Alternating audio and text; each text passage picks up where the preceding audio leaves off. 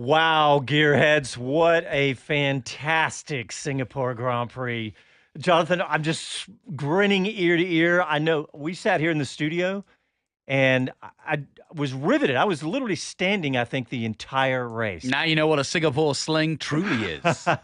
Bob, I wish you were here with us because I know you were enjoying it too, but man, wasn't that fantastic?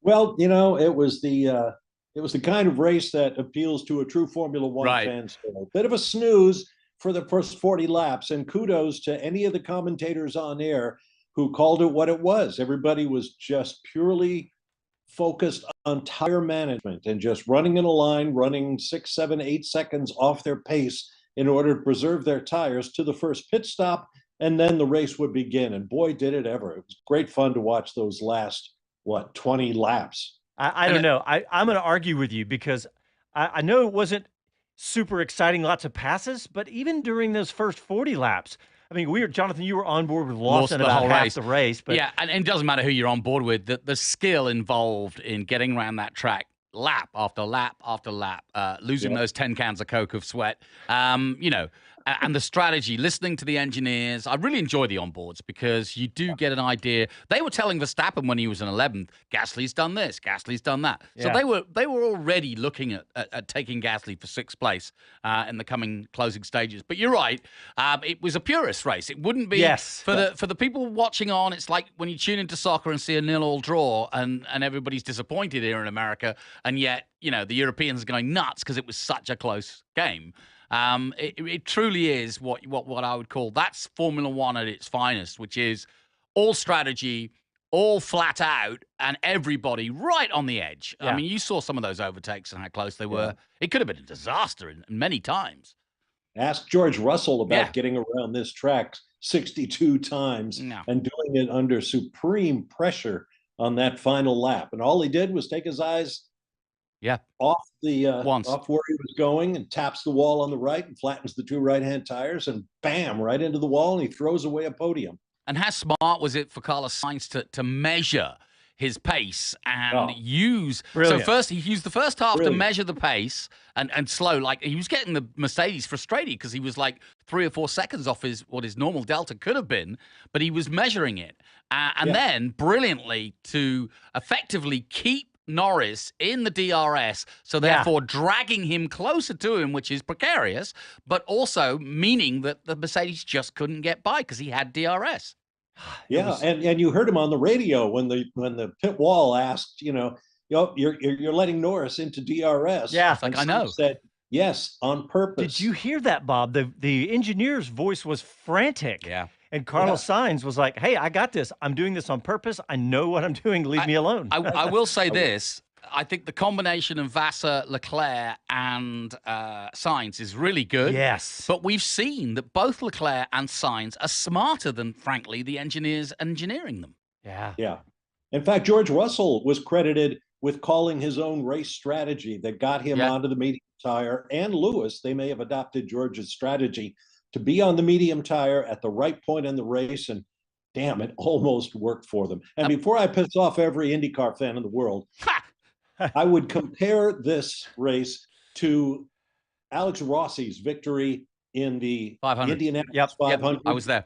When Brian Herta, his strategist on the pit wall, is saying, okay, slow down to this. I need this pace. We need to make this fuel last to the end. That's a great parallel. Said, what? What am I doing? Herta said, trust me, it'll work. And it did. And Rossi was very new to the 500 at that point, and he was literally in the hands of Herta, because I think if left to his own devices, he would have gone hell bent for leather like all racing drivers do. It's the 500. He had a chance to win it, and he could have gone for it, but Herta measured him perfectly, and that's how they won it. You're absolutely right. I was there that day, and I think that's a great parallel, and it's very rare we see that kind of tactics in Indy as intricate as that. And I really do agree that was right up there with it. And Bob, at the risk of pissing off more IndyCar fans, I was saying it to Jonathan. I was like, if you're a casual IndyCar fan or watching this race, you would have said, well, what you said about the 40 laps, you'd have said that about most of this race, is that it's not that much passing. It's not that exciting, but there was so much tactical going on all throughout the race. I mean, and yet at the end, we see 4 guys running nose to tail, flat out for the win. Yeah. Oh man, what a fantastic race today. And look, we haven't even talked about the fact that Max Verstappen did not win the race and finished 5th, and Checo Perez finished 8th. So we've staved off because Red Bull had the potential to win the Constructors' Championship this weekend, and obviously they did not. Yeah.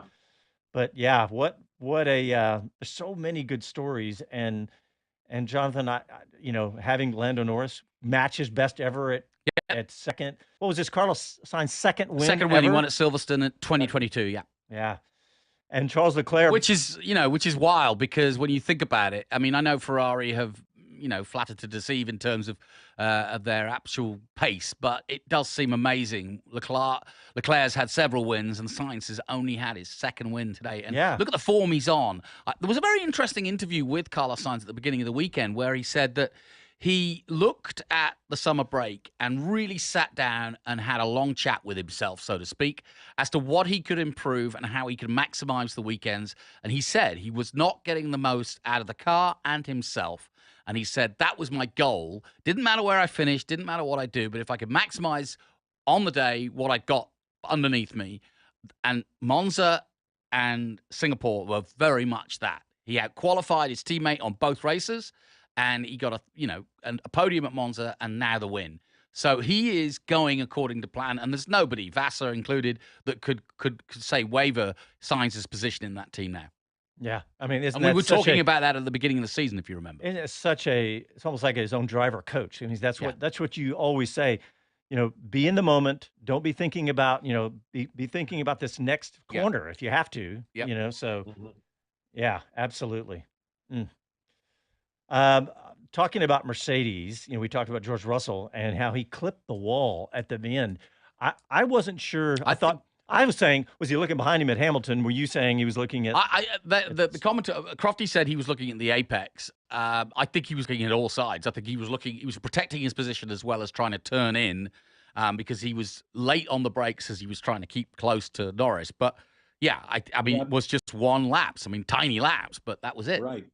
He might also have been looking in the mirror to see if Lewis was trying to make a move on him down the inside. Because he was. Yeah, that's what I was thinking, because Lewis had gotten on the radio saying, hey, tell George to speed up if he can. But yeah. And Leclerc ended up, he could have been P2, could have been a Ferrari 1-2, but he got caught up in traffic during the pit stop. Yes, right. He had to just sit there and wait for the traffic to pass. That kind of ruined his race. Yeah, it really did. I mean, ultimately, he probably ended up only, 1 or 2 positions, but it could have easily been P2, could have been a Ferrari 1-2. That's the big thing. Shout out to strategy by Mercedes to come in on 2 sets of mediums and stack them up and go guys. That was really smart, because they didn't lose position really, and therefore they were in a position at the end there to really go for it, which they did. And it didn't happen out for Russell, but it certainly happened for Hamilton. Hey, Chris Medland has just joined us, and I know that he sent in an interview that he did with Christian Horner. Hey, Chris, how are you? Hello, I'm all right. Yeah, I just listened to what you guys were saying actually there about strategy. I think, fair play to Mercedes, because that was ballsy. I've seen George has just come back now. He's obviously devastated to have lost a podium, but same sort of thing. That was him pushing hard to try and turn the podium into a win, and that's what Mercedes were thinking. They weren't happy just to settle for 2 cars in the top 4. Let's risk maybe a position, and they had lost second place, hadn't they, by hitting, but for the chance of winning. And that was great to see, because the race kind of needed it the way it was being played. Brilliantly handled by Sainz, but it needed someone to gamble, to kind of add something to it. But it didn't. The gambles didn't play off for Red Bull. So there was a point early on there, wasn't there, where it looked like maybe it would, and actually they could have been in a position that would have given them a cracking result from nowhere, because of the fact they started on the hard tyre. But safety car timing did not work out for them, as Christian Horner's just explained to me. Interesting. Christian, you said on the grid that you had no chance of winning that race, and it looked like the racing gods weren't going to help you either. I mean, the strategy you went for just didn't quite play the way you needed it to. Well, it started out going okay. Max got a great start and picked off a couple of cars. It was going okay, with Carlos particularly holding the field at the front, and then the safety car, what was just the worst possible time for our strategy came out. It gave all the cars ahead a free stop. We then had to wake up the tyres that got over 20 laps on, which you're sitting duck then, and then had to do a pit stop in normal racing conditions. So at that point, bang, you're 45, 50 seconds behind. So for Max then to come back the way he did, he had very strong pace to finish 0.2 seconds behind Charles on the line there was a great job. Yeah, 5th and 8th in the end today. But in one way, does a result like this just show what a level you've been operating at all season, that this can happen? Well, it was always going to come to an end at some point, and I have to congratulate Ferrari today, and particularly Carlos, who drove a great race under a lot of pressure. And we're tremendously proud of everything that we've achieved in 15 consecutive races. To have got, we've lost now 2 races since last July, which has been an incredible achievement for the whole team. And we gave it everything we had today, but it wasn't to be. Speaking of giving it everything they had, Liam Lawson just walked past us. How impressed have you been with the job he's done? 2 points for him today. Really impressed. He's doing a great job and making a strong case for a seat in Formula One. Yeah, you got some good problems in that sense. But just finally, what about the problem of trying to overcome this weekend, put it behind you, move on to Japan? Do you expect to bounce back there? Well, look, I think first of all we need to really analyse what were the issues, particularly yesterday. The race pace was strong when we had free air, but need to understand the issues from yesterday, and obviously a big race for us in Japan next weekend. Thank you very much. Thank you. All right, coming up after this, we're going to continue to break down what a fantastic Singapore Grand Prix right after these messages.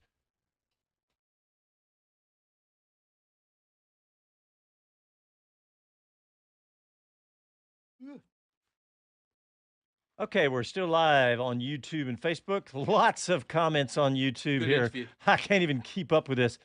Wow. What are they saying? Come on. David Lawrence, good morning, gang. What a race. Wow. Let's see. Kevin Kelly, smooth operator, talking about Carlos Sainz, I'm sure. Andy B says, okay, I'm fully awake now. All caps, what a show. Yes.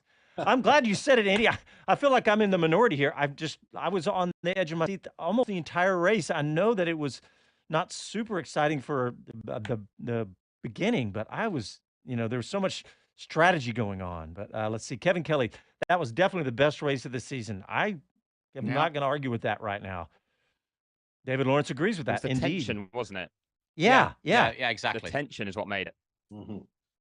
Joe at Oyster Bay says, And the jeopardy, the chance of jeopardy at every damn blind corner, yeah. You're waiting for the safety car, Oh, literally. Andy P. The racecraft, the control, the strategy. This thing had all you'd want from a race. This is why we get up at the crack of dawn to watch this he's stuff. right. Damn, Andy, you ought to have a podcast. Outlet podcast, I think, is Andy's podcast, by the way. David Lawrence, driver of the day to me, either Carlos Sainz or Liam Lawson. Boom. There you go. Yeah. I think Carlos Sainz. I'd have to give it to Sainz. Yeah, I would too.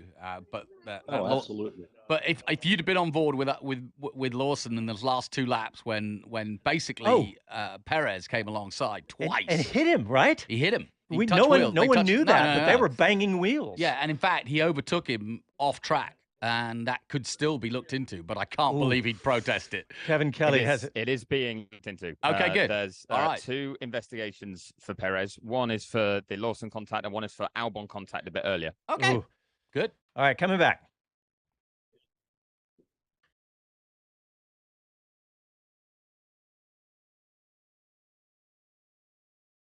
Hi, this is Karun Chandok, and you're listening to Speed City.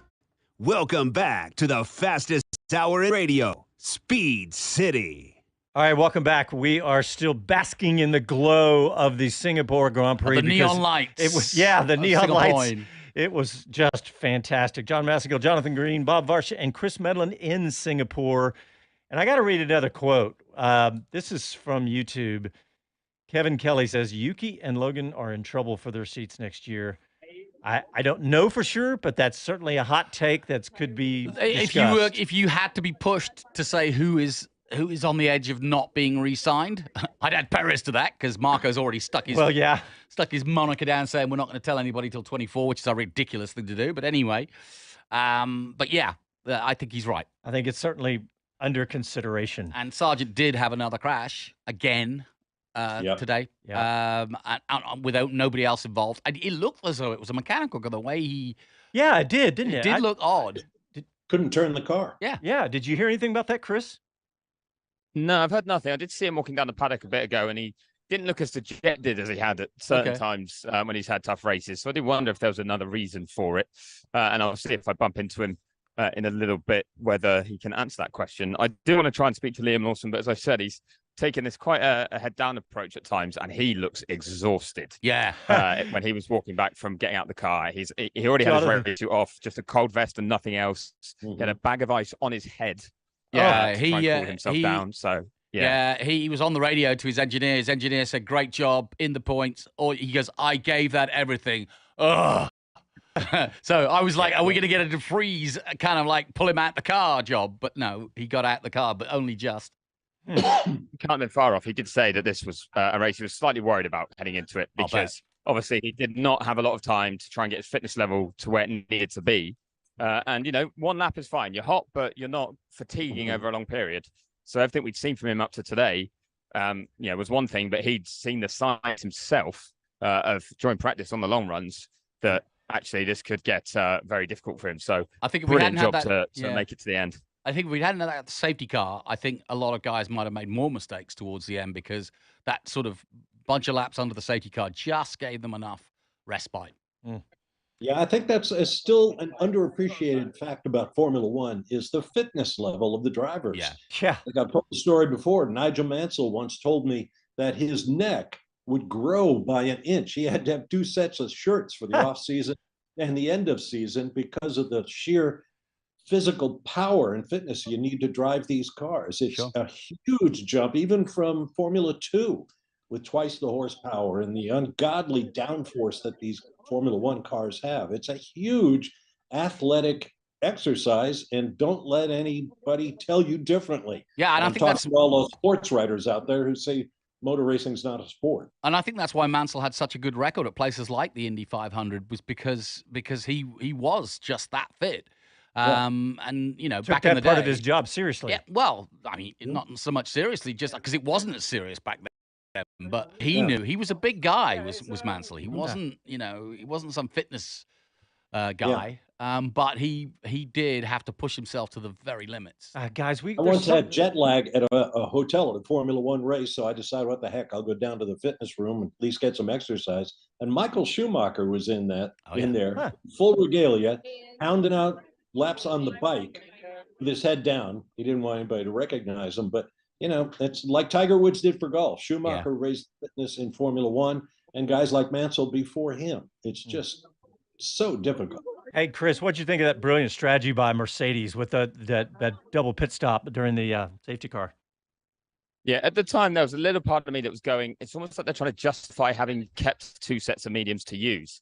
And they were desperate to have the chance to try it and then be like, see, we were so clever that we kept them, even if it wasn't going to work out. And for a lap or two, I wondered, have they put, because it's a virtual safety car, so they couldn't close the gap under the VSC. I wondered if actually it was going to put them a little bit too far out of position and then it was going to be costly. But no, in the end, it was a brilliant move because the drivers were very clinical with Leclerc, got through him quickly. And that then meant that at worst, what had been second and fourth and looked like it was staying second and fourth would become third and fourth, but with a chance of being something more. And I know, obviously, Russell then crashing out has cost them a load of points, but I still think they will say worth it. I think that was a team that said, this is our big chance to win a race this year. Ferrari were thinking the same, and we've got to give it everything. So I was really impressed with that. That's the sort of gamble you want to see teams taking. You don't want to see them being cautious and thinking about the Constructors' Championship too much. You want to see them going for the glory. You want to see the Grand Prix victory matter. And you know what? I don't know if Chris would agree with this, but I said to you at the beginning, good strategy from Ferrari to put Leclerc on soft at the start with a view to getting into second place, which he did, and then protected the lead for Sainz. And often we plow into Ferrari for not making good strategy decisions. But to me, that looked like a strategy decision on covering off Sainz to lead and Leclerc to get a good start with soft tires. And if it hadn't been for a lousy pit stop for Leclerc, he might have finished higher up in the order. Yeah. I was just looking at the stats, right? The reaction time Carlos Sainz actually had a slightly better reaction time, but George Russell ended up getting a faster 0 to 200 at the beginning of the race too. I was thinking that the Ferraris were in that, but also, guys, Lando Norris. We've talked about his tying his best finish ever, but what a Pitch great perfect. right at the end there, he was doing everything he had to do because it was such a balancing act. He's got to chase down Sainz and hold off the Mercedes. It was brilliant. Yeah, and you're talking about a team who went to the test in Barcelona and threw the car away and said, we can't compete at all in this season, right? And Mercedes said something similar, but we didn't believe Mercedes. We kind of did believe McLaren because it was a mess. And yet they've now gone into their third iteration of car. And look what it's paying. And next week, Piastri will have the upgrade as well. Hey, Chris, I hear lots of voices. What's happening over there in Singapore? There's a lot of people around. It's hot. And it's genuinely just fighting my way through a number of guests, fans. That I think people, if they were listening to our show last year, will remember from last year that it got really tight here because the teams are trying to pack up quickly to get to Japan. And it's a narrow paddock with a huge amount of guests. And a lot of the media spots are right in the middle of the paddock as well. So you get TV crews crowding around, you get the drivers with obviously the fans that then gravitate towards them. And mechanics are trying to get parts of cars and tires and things up and down this paddock. And it's nigh on impossible. So, to be fair to them, it's a bit of a squeeze. So sorry if, every now and then my mic will... No, don't worry about it. What time is it local there now? We're at 10:30. Yeah. Which will actually thin out in the next half hour or so as people start to go, all right, let's go to get some food or get a drink or whatever. But we were just talking about Lando Norris. So I've managed to roughly line up a couple of team bosses here that we'll hopefully get to speak to before the show is out. But there's a lot of queuing going on, which is why you can keep hearing voices on my mic. But I'm going to head back down to Zach Brown, who we spoke to. On the grid, because as you said, one of the things that stood out to me, and I'll put it to Zach, is that I felt like the TV coverage wasn't really playing up the fact that Norris was in this race and could win it. Yeah. That he was sitting so close behind in second, and it was all about Ferrari and Mercedes. And they kept cutting to their garages and things like that. And I'm like, well, hang on. There's a second between Norris and Sainz here. Yeah, I totally agree. It's like, come on, Norris could easily have won that race. Yeah, remember Zach told us before the race, he thought maybe a victory was out of reach, but they'd be happy with a podium. Yeah. I bet he's really pleased. He's got to be. Hey, Chris, also, when you're keeping an eye out for team principals, you got to watch out for Gunther because Kevin Magnussen scored a point today. He did. That was a big deal, guys. I know he started 6th, but as we know, the race pace for the Haas team has been their Achilles heel and finishing in the points. And Kevin needed this, didn't he? Well, yeah. And keep in mind, the team actually lost ground to AlphaTauri because of Liam Lawson finishing ahead of K-Mag. But yeah, any point is a good point. Yeah, no doubt. No and Hulkenberg, his teammate, finished in 13th. So, good showing for Haas. There's no question. Haas, they've got their upgrade coming, another upgrade coming in Austin. They could get some points before the end of the season. Yeah. More points. Hey, we saw 2 uncharacteristic mistakes by a veteran today, didn't we? Mr. Alonso. Mr. Alonso. He did make a couple of big mistakes, Yeah, that pit entrance, he locked it up and went over the curb, so he got a penalty for that. And then he went in, he had softer tires than the people around him, and he went into that corner too hot. Yep. He is fallible after all. Hey, speaking of cars having trouble, Ocon's car with the DNF. Chris, did you hear what happened there? Suspected gearbox issue for that one. Mm-hmm. That was a painful one for him on his birthday. Oh, it's Esteban Ocon's birthday today. So that's no fun. I'm just doing hand signals right now to speak to Zach Brown. Sorry. It's his birthday today, so that's probably another reason he was so pained at the end of that because he was on for a good result. He'd had a good drive. Hey, Chris, we're due for a quick break. Do we want to do it now, or are you about to get Zach Brown? That's that whole how long's a piece of string question. It could be in 10 seconds. It could be in about 5 minutes. So I'll tell you what, we're going to jump in now. We're going to jump straight in. And then that way we don't miss him before we go to a break. So I'm going to chase him, try and stay out of camera shots. Got him in the way of. We see you all Zach, the time. Sorry, It's great. we're dancing around here. I know, I'm getting in everyone's way. I'm getting my wife's TV production's way. Oh, Second place. You said that you thought the win was out of reach, but you were right in that fight the whole way through. They're only a second off, but that was tight. That was perfect execution by the team. It was a bit of a coin toss as to what was the right tire strategy, and clearly the Merc was coming fast. But you gotta get by, and Lando didn't make any mistakes, and yeah, couldn't be happier. And Oscar drove awesome. You know, I mean, 17th to 8th. That's just a big. Big Say thank you to Carl Sainz as well for the second place today. Yeah, he drove unbelievable. I think he was looking after himself a little bit more than us, but probably used a strategic. He didn't put a wheel wrong all weekend. So that was just an awesome Formula One race. I think we put on a good show for the fans. And you're right in there in that fight, though. I mean, were you dreaming of a win? Were you thinking of a win, or are you thinking defensively? Like, what's the mindset during that race? A little bit of both. You know, we've kind of felt Carlos probably had a little bit more in him. And with how quick Merc was coming, I wanted to make sure we were on the podium because they were so close. If they get you offline, you might go from second to fourth for you.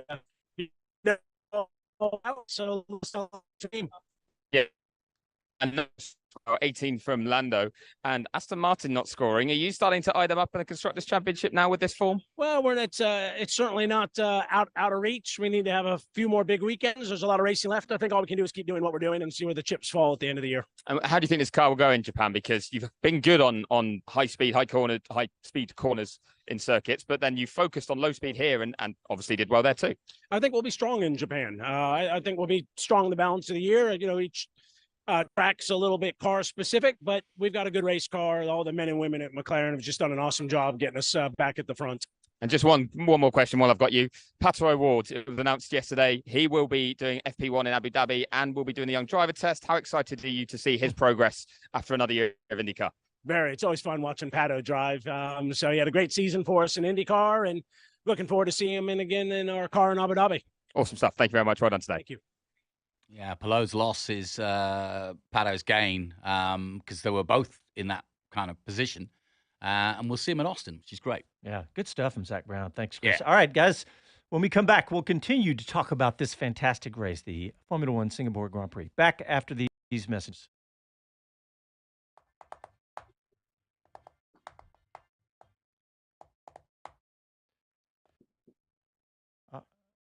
All right, let's see. Good interview, Chris. Excellent. You broke up just a little bit. Yeah, during broke that. up at the end, but we got it. Cool. Yeah, the signals seem to come and go depending on how many people crowd around. Yeah, I thought about that. It's been hectic, but just trying to keep an eye on moving towards Toto. We might get him. I was sixth in the queue when I asked,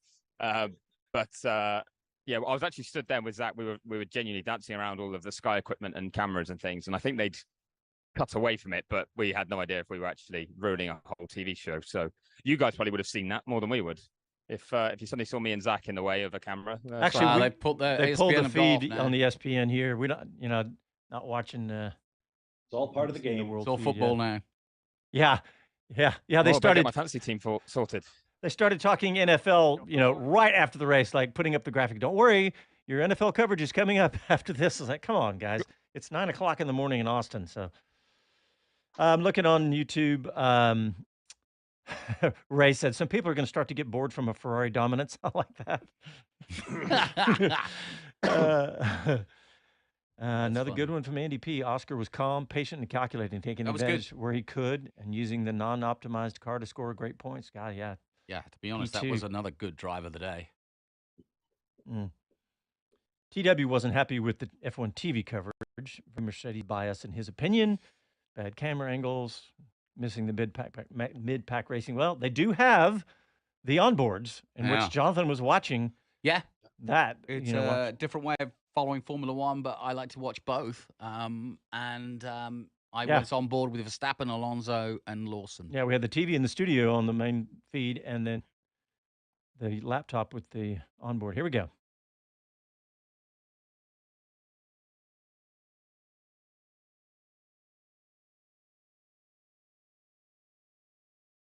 Hi guys, this is Pierre Gasly, and you're listening to Speed City.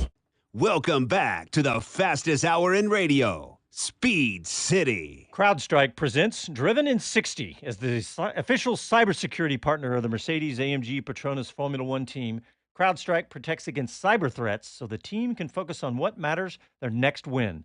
The revolutionary cloud-native unified CrowdStrike Falcon platform harnesses the speed and power of the cloud to protect and defend organizations of all sizes against increasingly complex threats, stopping breaches before they happen, because on and off the tracks, the stakes couldn't be higher. A split second can make the difference between victory and defeat.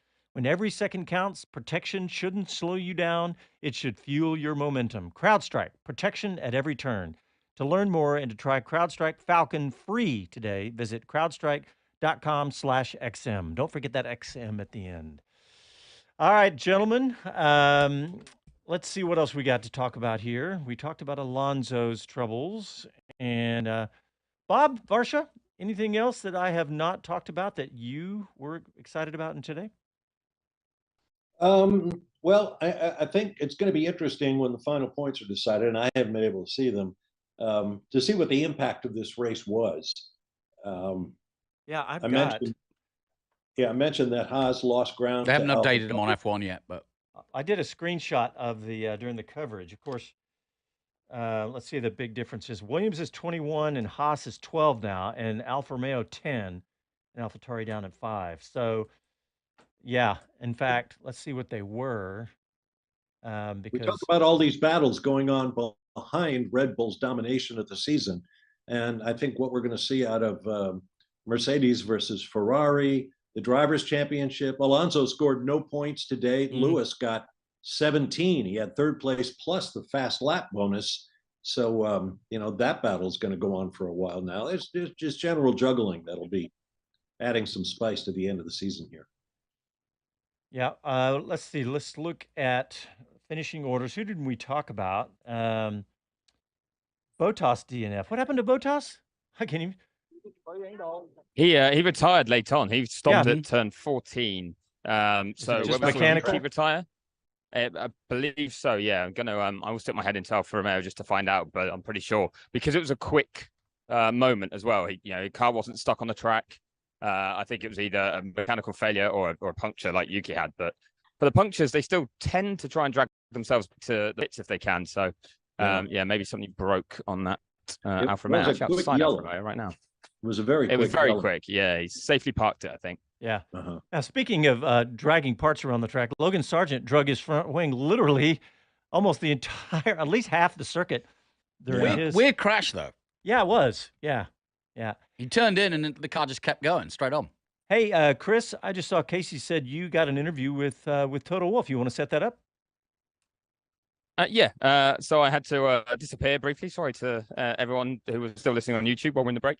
But yeah, Toto was just coming back into Mercedes hospitality, and he's got a big smile on his face, which is a positive sign because Mercedes have been used to winning a lot in the past, haven't they? And then a race that they had a chance of winning and they didn't win, and they lost a car late on, could have been frustrating. But I think, as we've already said on the show, I think they just made the right decisions in terms of they went for it exactly how you want to see them go for it.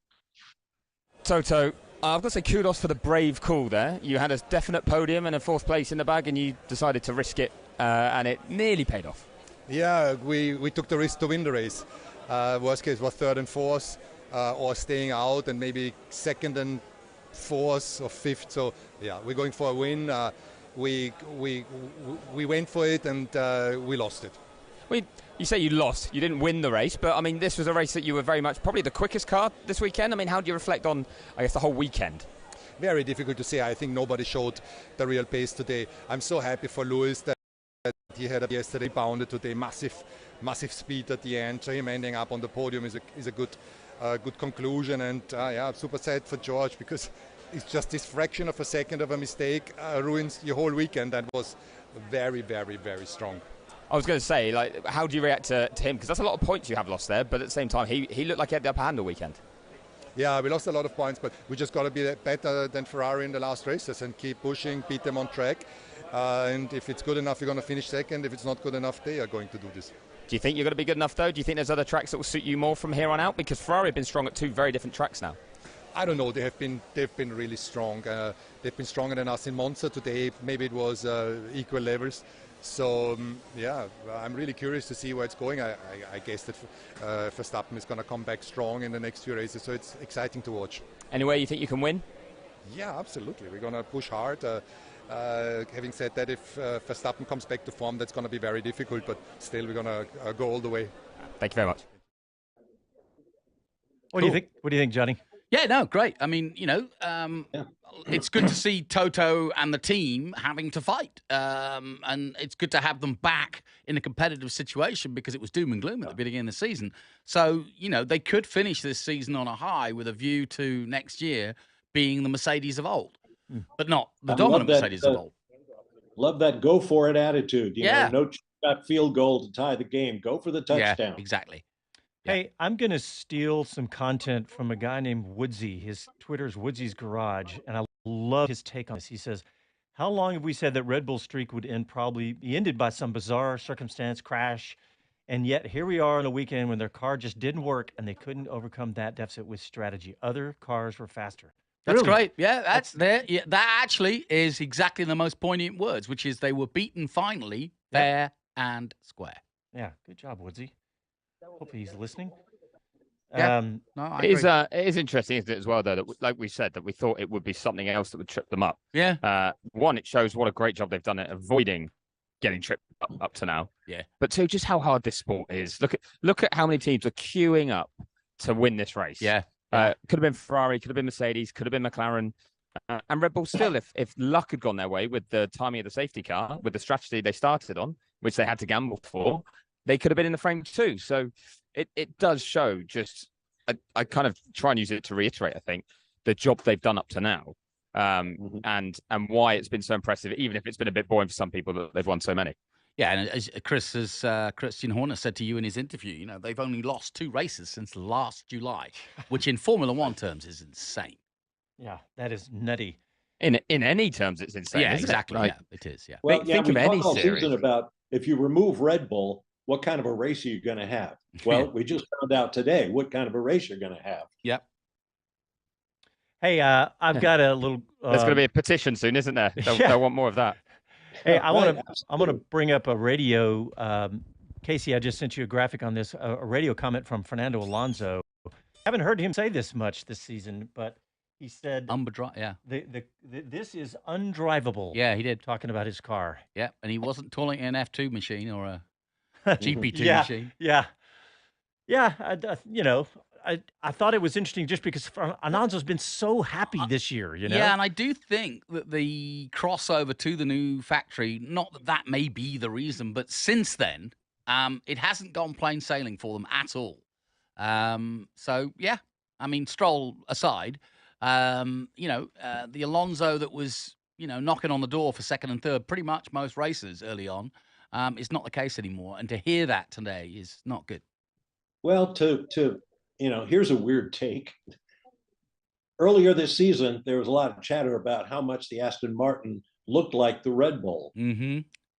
So we come to a race where Red Bull suffers all kinds of problems, and lo and behold, we don't have Lance Stroll's data, which would have been nice, but an undrivable car for a guy as good as Fernando Alonso. I think maybe the similarities of those two teams' designs is more than just skin deep. Yeah, good point. Can I make a comment about Aston Martin that's been on my? Oh, well, hang on. It sounds like Chris has got somebody. No, I was getting asked questions about where Lando might be, and I was saying, trying to apologise to them that I was going to have to get on the mic again. No, I heard this on I heard this on Checkered Flag again by one of the, I think it was the Sun journalist. But Lance's seat at Aston Martin is always safe because Dad's owns the team. Rubbish, absolute rubbish. Lawrence Stroll is a businessman, and a businessman that is trying to get his son to be world champion, hence bringing Vettel and bringing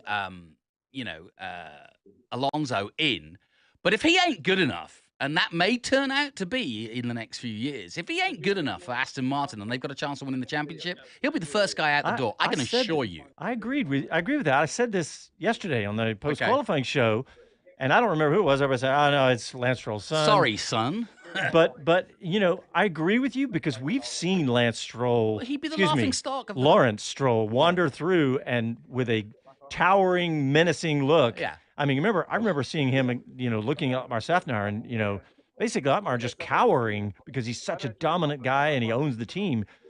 But this is his son. I don't know. I mean, I would hope that he would do what's best for the team. And honestly, you know, you don't want to, in my opinion, from a parent, it's like you don't want to do that to your son. You don't want to say, well, you just stay in that seat even though you don't deserve it. No, absolutely. If that would be worse for he and his son. Right. Yeah. Right. I think Lance will be the first to admit he's had every opportunity. Yeah. Not that he's leaving, but I use the example of the Jacksonville Jaguars of the NFL. When it was cut down time came, head coach Doug Peterson cut his own son from the roster. Yeah. And make the team better. And I'm sure, as Jonathan just pointed out, that Lawrence Stroll would do the exact same thing. AJ Foyt threw his grandson out of the Indy 500 the day before the race. Yeah, there you go. Okay, we got one last break. We got to sneak in, and we'll be back right after these messages.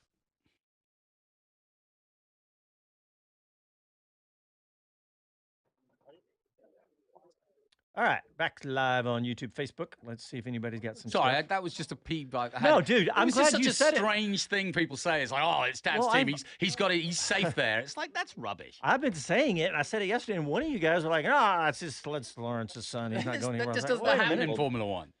People talk a lot of rubbish. I set off a small firestorm on social media just by, a benign comment about something that I think it was Lewis Hamilton had to say about Red Bull and Verstappen. And I just said, ouch, because I thought he really torched him. And I had all these people piling in saying, what do you mean, ouch? Obviously, it's clear that Verstappen now has the best car and that's all he needs. And Lewis, Lewis had the best car and he wasn't bitching then, and on and on and on. People are strange. How's Emma Gilmore, by the way? She was only going to be kept over. Oh, she cracked a rib. Oh, yes. What happened? I think she's Formula Extreme, the McLaren driver. Oh, yeah. Have you seen the accident? No, I haven't, but I heard about it. Man, she put that thing into low Earth orbit. And shit. It was massive.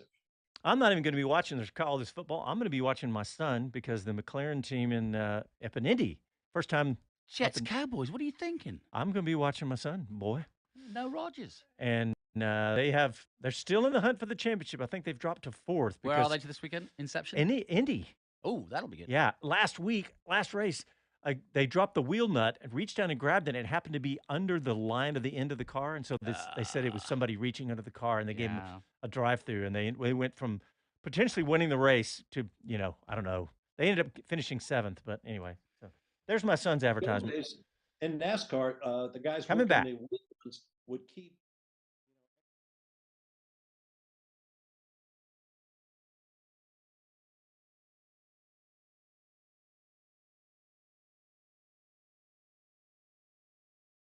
Hi, this is Max Verstappen, and you're listening to Speed City.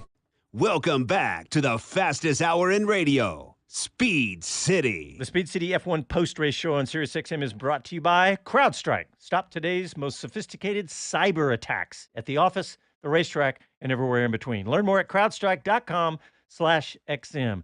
Casey's got me feeling funky with the music. Funky. All right, let's see what else we got, boys. We got just a few minutes to finish up our coverage today. What do you got? I just want to take a hats off to Verstappen. He drove superbly in the last 10 laps. Good point. He was catching people hand over fist, as was Perez. They both really, really dialed in with those last 2 laps. When, as a 2-time world champion, you give up the ghost in that heat and go, okay, this has not been a good weekend. But that was not how they approached it, and Christian's got to be pretty happy with the motivation. 10 points today for Verstappen. Right. It's a real finish, finishing 5th. The game was over at the end of qualifying, but, and you heard the interview, but the way he drove was excellent. Yeah. Here's a comment on YouTube. Billy Mack, good result from Lawson, contrasted to another frustrating day for Yuki. Helmut isn't exactly known for his measured decisions. I think Yuki's seat is in serious jeopardy. Also, Lewis will be flattered by that result when he was behind George all weekend. That was Billy Mack. That's a good take. I like that. Yeah, and I thought it was interesting what Christian Horner said. He has definitely, and a cleverly worded point, which was the Red Bull boss said, yes, he is showing that he deserves to be in Formula One, which leaves it right open. There are rumors that he could replace Sargent at Williams. Wow. Yeah, I got asked that question by someone today as well. Apologies, I've bounced back. I was actually trying to get Lawson, and he was late for debrief, but his family had all swamped him, and then he even cut short his interview with his own team's social media channel to go to a debrief. But he looks like he's a little less exhausted than he was, so at least he looks like he's coming back to life. But yeah, I got asked that same question, and I think that the big answer there is James Vowles is only going to look at what benefits Williams over the next 3 to 5 years. Yeah. Does sticking with Logan, seeing if he improves in his second year, if there's increased interest around him as a result of that, obviously they've invested in him already up to now. Do they kind of stick with that and think there'll be more of a return from that? Or could there be a partnership with Red Bull to be had by going, helping him out with Lawson? But I just think that last one, Lawson there is going to be part of a bigger play if he ends up at Williams. Yeah. And that's why I probably say it's less likely to happen, unfortunately for him.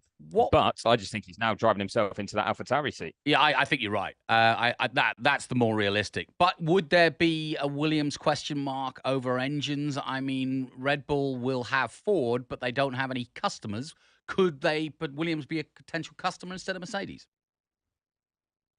Potentially at some stage. And again, I think that's one that Vowles will be a kind of assessing right now. But don't forget where he's come from and the partnerships and the links he has. I don't think he's quite so likely to cut those ties quickly. He might do it. If he thinks it's really going to benefit Williams, he'll do it. But I think he's probably playing on the fact that he's got some really strong relationships there that could help improve that situation, strengthen that partnership, I agree. And help Williams move forward more quickly. Hey, I got a really nice take. Off the wall question. Yeah. Chris, I'm going to take it back to the Helmut Marko versus Sergio Perez thing. Christian Horner said, it has nothing to do with us because Helmut Marko doesn't work for Red Bull. I don't understand. No, he said that Marko is not a Red Bull Racing employee. He's a Red Bull GmbH employee. So he's an employee of the wider company that owns Red Bull Racing. And that's why he did his apology statement on Service TV, which is another Red Bull-owned platform. Right. But you're barking up the right tree still, because then if you check Companies House in the UK, there are 2 listed directors of Red Bull Racing, one Christian Horner and one Helmut Marko. Yeah, he's the Red Bull spy, basically. Right. Let me see your last check stub, Helmut. Where's that? Who's paying salary and expenses? Mm-hmm. You don't want to see it, Bob. It'll just make you sad. That's okay. I've seen yours. Now that's funny. Yeah, I got a good take from an ex-Formula One driver and current IndyCar driver, Marcus Ericsson. He said that was a master class by Carlos Sainz. The way he tactically drove the race was incredible. Making sure Norris had DRS all the way, one of the best F1 drives I've ever seen. Super well done. Right, and that basically tells you everything you want to know. Marcus Ericsson, 500 winner, IndyCar extraordinaire, and he knows what he's talking about. Yeah, that's an opinion I thought was worth sharing. Yeah, I agree. Yeah. No offense to our fans, but yeah. But dare I say, if you think of the way that Marcus would have had to drive in Formula One, the kind of cars he had, and where he'd have been fighting. He was quite often having to worry about defending and attacking and being in DRS trains and that sort of. He never had a car that was letting him go and walk away at the front, was he? No. Not many drivers get that ability to do it. So he's going to recognise how hard it is to keep one car behind, let alone a couple that are putting pressure on you. But or the race win. That was, yeah, exactly. That was just so smart. I felt like Sainz played the first part of it very cleverly, but I don't want to say obviously. I just feel like most drivers on the grid would have been like, yeah, if you're in the lead car, you back up the field, you know the places you can be quick and slow, and you'll stay in the lead. And, he controlled it well. I think it's when he came under pressure later on, it was using Norris. I think that was what was so smart, because there was one lap where Norris actually lost DRS. He dropped that DRS range, I think 3 laps from the end, 4 laps from the end, and was under pressure from the 2 Mercedes into turn 1. And you thought, well, Sainz is gone, but Norris might lose P2 here. And Sainz did a first sector that was more than a second slower than he had the lap before to back himself into range again for Norris to get back on DRS because that was his best defense. So, it seems so counterintuitive, doesn't it? You're in the car, you're in the lead, drive it as quickly as you can, let the others fight. But no, he dropped back into the fight himself. It shows that he probably drove the second half of that race in his mirrors more than he did looking forward. Jonathan, we just got about just under 3 minutes left, but I want to ask you, Carlos Sainz, 2 weekends in a row, got his win now. I'm just seeing a tweet from Formula One saying party time for Carlos. This is a huge. Real moment for him, isn't it? It's huge. Look, Leclerc is the protege. He is the Ferrari guy. They chose him years ago. He was in the academy. They put him through Toro Rosso.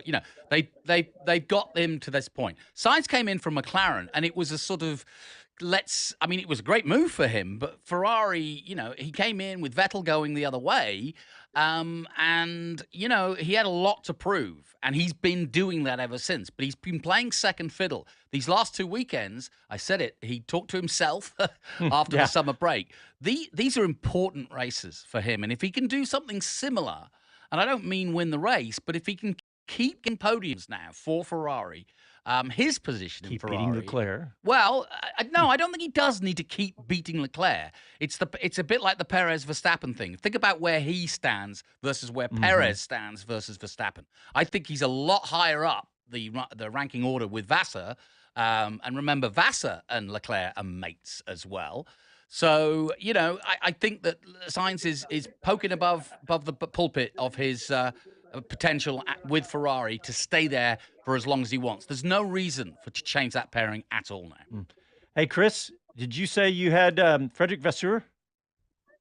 Sadly, not going to be in time for the close of the show. Oh, so okay. We'll get it. It's all right. We'll get it for the midweek show. But Perfect. 90 seconds left in the show. He's still doing Channel 4, which understandably have been waiting even longer than me, I think. Would you say Ferrari are pretty much set for the next couple of years? Yes, I would. Yeah, I don't think they've made that final decision yet, but I think that's what's been made for them, hasn't it? With the recent performances, and after some scrutiny mid-season, I think they've bounced back really, really strongly since the summer break. Very, very impressive actually, because Zandvoort didn't go well, and then they've taken advantage with 2 opportunities in 2 weekends. But it's a different flavour than Binotto. It would have been, I think that's it's changed. Chris, your mention of Wheel to Wheel on Wednesday is a great segue because you can watch the Wheel to Wheel show on Wednesday you can listen SiriusXM channel 81, and of course next weekend Japan, and I will not be for that. Konnichiwa. But Jonathan and Bob and Chris and the boys will get you through it. So thanks everybody. We appreciate you tuning in. Go to our website, speedcitybroadcast.com, to find out all you need to know about us. Appreciate it. We'll talk to you next week. Happy trails. Cheers.